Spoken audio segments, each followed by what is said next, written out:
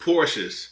This German manufacturer has been around for quite some time and has amassed the popularity of vehicles that we all seem to adore, like the 911, the 718, and more. But they're known for their luxury vehicles, sedans, and high-performance sports cars. And we seem to love them, but they also come with a hefty price tag. So with this video, I'm going to share with you guys 5 Porsche models that you can buy for $35K or less.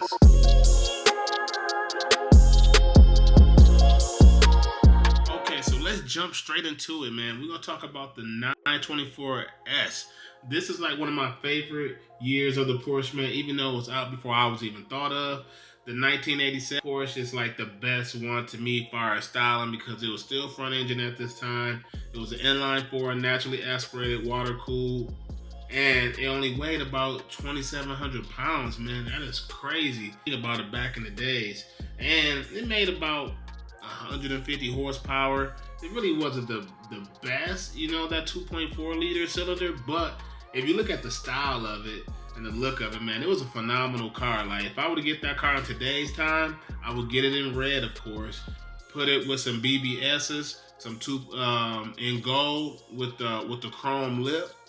And then that car is like phenomenal just as it sits stance wise. It won't be nothing I'll be bragging and feel like, oh yeah, the car is fast, but from a styling standpoint and just a vintage car, if you like vintage cars and old schools, like that is one that I won't say no to. Next one, I would think is a good buy for people who want to jump into a Porsche.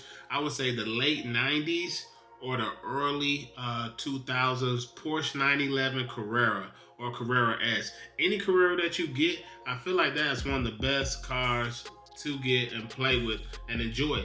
Because if you look at the Auto Tempest or whatever you like to search, Carfax, you can see a lot of those Porsche 911s with high mileage. I say like around 115 or less, but you know, average those would be around 100,000 miles regardless.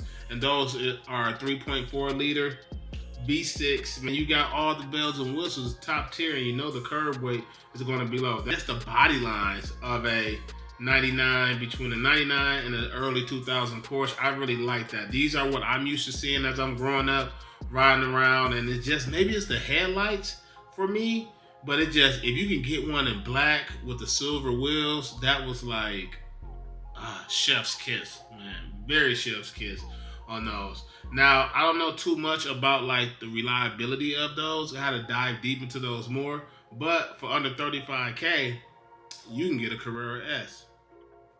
The next one, I would say, if the Carrera is a little bit too much for you, or you don't like the looks of the Carrera, even though that's the fastest one back in this time, if we're talking about between the mid 2000s and late 2000s, like the Carrera is the top tier one. But if that's not enough for you, you don't want that, and even though it makes 465 horsepower, you can settle for a newer year, a 2011 or older Porsche Cayman, and those ranges between 265 horsepower, 320 horsepower, but those rev all the way out to like 7,200 RPM, man. So you really can't beat that, no matter which way you go. Whether you could go with the Carrera or whether you go with the Cayman, they both nice looking cars. They both reliable and durable, and you can find them online with substantial amount of miles, all the way between 50,000 miles all the way to 100,000 miles if they're well taken care of. And then you can be the next owner to enjoy it.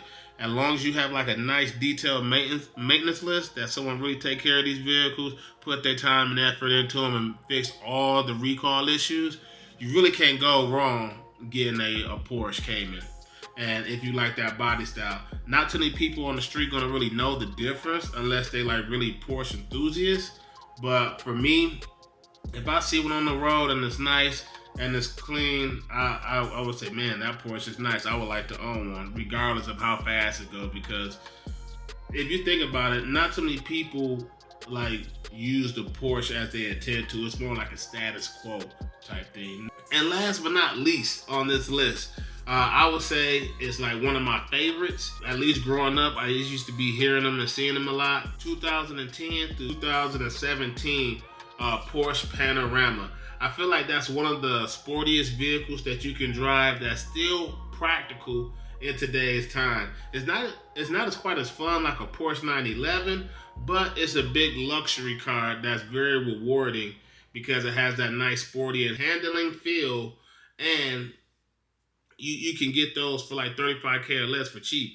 The only downside to those are, I believe the fuel pump is a big common failure on those. I don't know which year. You can do like the research on those, but it's a very impressive car that you can get. And if you want to cross shop for competitors in today's time, like the Porsche Panorama competes with the BMW M5 and the Maserati Quattroporte, but I mean, Maserati's okay. They depreciate the hardest, but I could talk about that in another video.